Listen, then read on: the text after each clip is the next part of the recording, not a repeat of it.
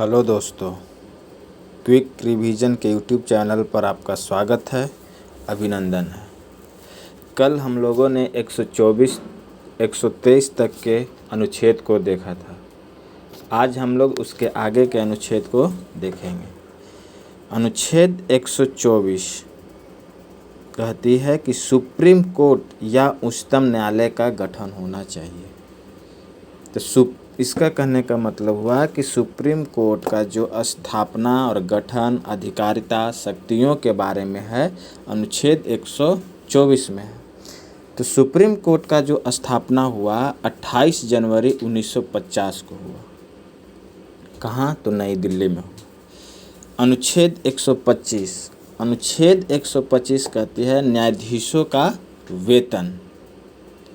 न्यायाधीशों का वेतन, आवास और अन्य सुविधाएं जैसे चिकित्सा, कार, टेलीफोन इत्यादि दिया गया है अनुच्छेद 125 में।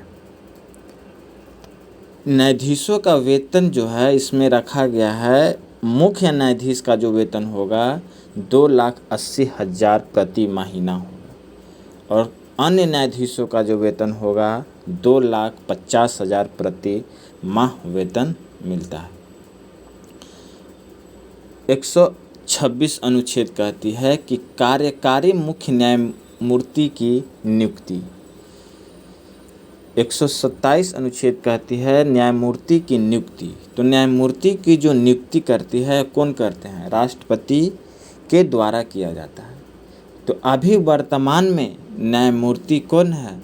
DY चंद्रचूड़ साहब जी हैं। अनुच्छेद 128 कहती है कि सुप्रीम कोर्ट की बैठकों में सेवानिवृत्त न्यायाधीशों की उपस्थिति। सुप्रीम कोर्ट में जो न्यायाधीश रिटायर हो गए हैं उनकी भी उपस्थिति होनी चाहिए, अनुच्छेद 128 कहती है। अनुच्छेद 129 कहती है कि उच्चतम न्यायालय यानी कि सुप्रीम कोर्ट का अभिलेख न्यायालय होना चाहिए।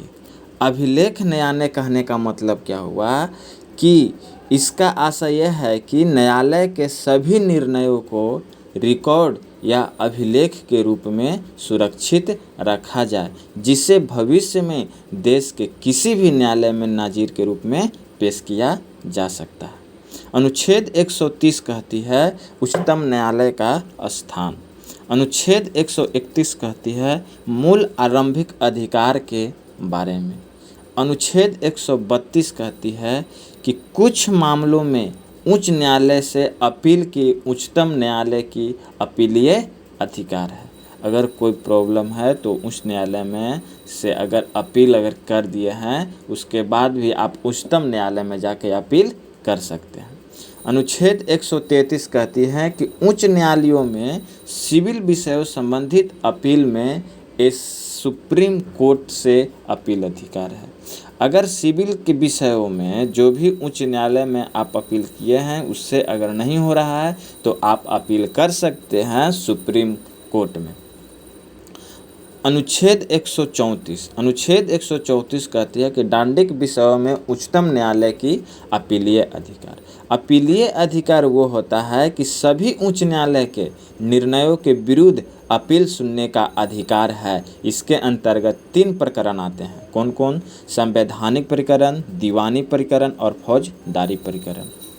अनुच्छेद 135 कहती है कि सुप्रीम कोर्ट के पास संघीय अदालत कानूनी अधिकार क्षेत्र पर अधिकार क्षेत्र है और वह उस अधिकार का प्रयोग कर सकता है।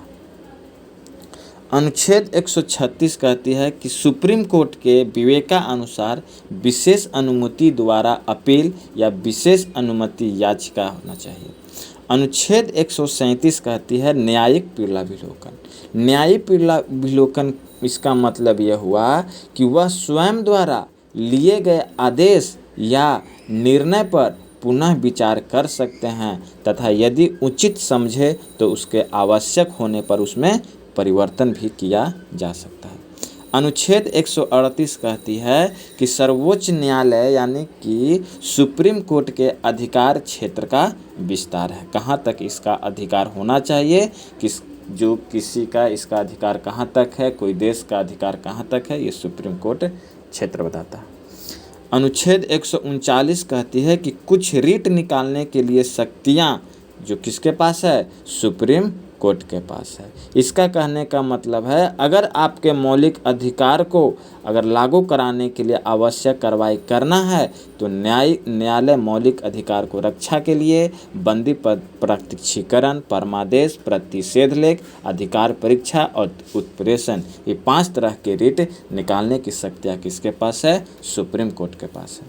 अनुच्छेद 144 कहती है कि सुप्रीम कोर्ट के सहायक शक्तियों से संबंधित है। आज का वीडियो यहीं समाप्त हुआ। जय हिंद, जय भारत। अगर आपको अच्छा लगे तो शेयर करें, सब्सक्राइब करें और लाइक करें। धन्यवाद।